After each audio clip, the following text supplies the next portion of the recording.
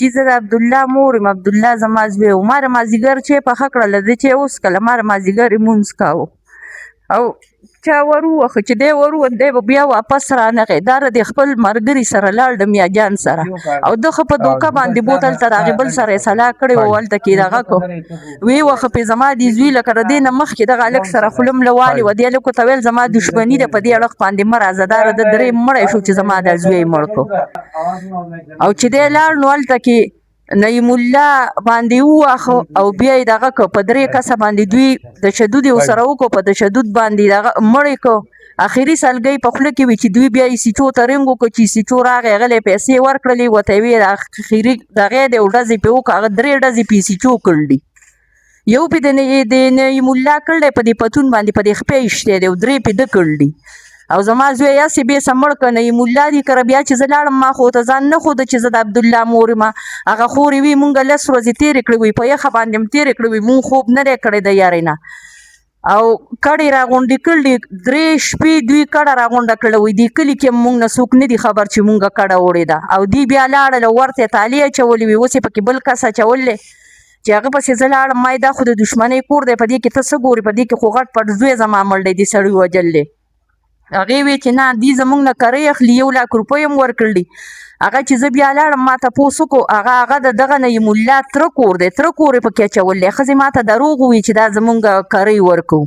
او هغوی تښتېدلي دي، اوس نشته دی. نعیم الله د سره شته دی نه، دغه یې سیچو ته ښه خبر دی، ده له ځي راځي، د ده سره نور کیسونه هم دي، د مړو کیسونه دي ورسره او دی په مونږ له ایپایار نه کوي. زه اوس دې انصاف دپاره راغلی یم چې دا نعیم الله چې په هر ځای کې چې دا ونیولی شي او دا دقلته کې راوستلی شي چې دا په دې جیل کې بند کړي. د زما راځوی څنګه هسې بیسه مړ کو.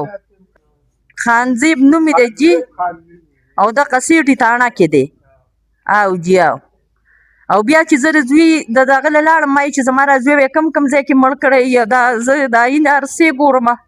نو هغه خلکو کور والا خلکو چې کومه کډه یې اچولې هغوی ایسیچو ته رنګ وکړ، ایسیچو راغی په ما باندې بوډونه وواله، تمانچې راواخېستې، دغه زوی یې راله وځغله او زه ورته خپو ته ښکته شوم. ما یې بله ورځ هم راله یو مړ کړی چې په دې بل زوی راله ډز ونه کړي. وایي نه دې سره وسله ده. ما یې مونږ سره وسله څه ګوري، مونږ خو وسله کور کې نه ساتو، هلکان دي ټولو. زه به یې وسلې نه هسې بېسه یېرېدم، زه وسله کور کې نه ساتم، خو ټول هر څه اول میاجان کړل او بیا دغه نعیم الله کړل او بیا یې سیچو راغستی دی راوستی دی، په ده باندې ایشتی دی. او جی ادم خان نوم یې ورته مسافر د چارسدې اوسېدونکی، چارسدې له 5 کیلومتره بار کې کوم دی د ډیپیو دفتر سره عظیم ګل میاکلې ورته وایي، زه د هغې یم او پېښور ته راغلی یم، پرس کلب ته او انصاف دپاره راغلی یم. او دا نعیم الله دا میاجان لکه او ده سره چې دا کم نور ملګري دي د دوی خلاف پې کاروایي وشي، زه د دوی د خلاف کاروایي بس دغه یم، ځکه چې زما خو څوک دغه نه کوي،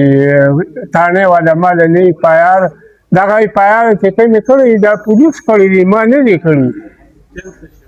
دا چې کوم دی د سیټو کړي دي د خپله ځان یې کړي دي. ما چې کومې ایپایار کولې په دغه کسانو باندې نو هغه دوی ماله نه کوي، هغه ایپایار کې دغه دي لیکلي دي. دا دی دوی مې چې کوم دی نو لکه دوی مړ کړی دی، زه وایم چې د دوی خلاف ما د ایپایار وکړې او دوی ونیسئ، دوی نه تپوس وکړئ چې تاسو دا هلک ولې وژلی دی. په موبایل خو څوک وژل نه کوي. نعیم الله ولې نادر خان دا د دغه د دیر د علاقې نه خو دغه ځان له کور جوړ کړی دی، اوس د کور نه تښتېدلې دی، کډه مډه یې وړې ده. خو دا هم په دې دا د موبایل چې کوم دی ده د موبایل دعوه کړې چې ما نه موبایل اخیستی دی او زه 5000 روپۍ اخیستي دي د دغې. نو زمونږ هلک خو لکه دې نعیم الله چې کوم دی دوی دغه کړی دی، ځکه چې هلته مونږ ته کسان وویل چې وایي دغه سړی دی دا ستاسو ذمهوار دی، د موبایل دغه کړی دی او دلته چې کوم دی د کلي خلکو مونږ ته ویلي دلته چا له موبایل نه دی اخیستی شوي. وایي دا نوره څه مسله ده. دوی چې کوم دی وایي دوی په په پاو وخت کې وي د هر څه شوي دي دونه وار ټکول یې کړي دي او په پاو وخت کې دی چې کوم دی بیا دونه بېهوشه کړی دی چې خلکو یې وي د ماښام بانګونه شروع بس موږ په مانځه ودرېږو او دوی چې کوم دی بس دغه ټایم کې دا هلک بېهوشه کړی دی په سر یې والې دی په دې ځای باندې بیا چې کوم دی په دې ځای ته ډس کړی دی دې نعیمالله د دې نعیمالله هلک چې کوم دی دا درېیم مړی شو یوې خپله ورنداره موجودې ده او یوې زما ده دوی مړ کړو او بلې چېرته کې د دوی تېر علاقه ده دوی هلته کې چې کوم دی هم دوه مړي کړي دي دغه د موبایل تنازع لکه پولیس وایي چې د دوی میدانه د نعیمالله هلک نه موبایل اخیسته او ده سره چې کوم دی نو تمانچه وه نو ما یې چې ده سره تمانچه وه نو چې نعیمالله هلک ده ته لاس ورکړو نو ولې ده په یې سر نه شو ویشتی ځان یې چې نه شو خلاصولی خو ده سره دی چې د کور نه ته نه موږ سره تمانچې شته او نه ده له موږ تمانچې ورکوو د ایسوچو او د هغه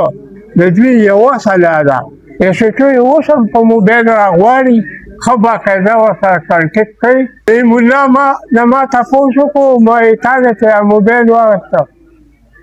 ما یې تا موبایل پولیس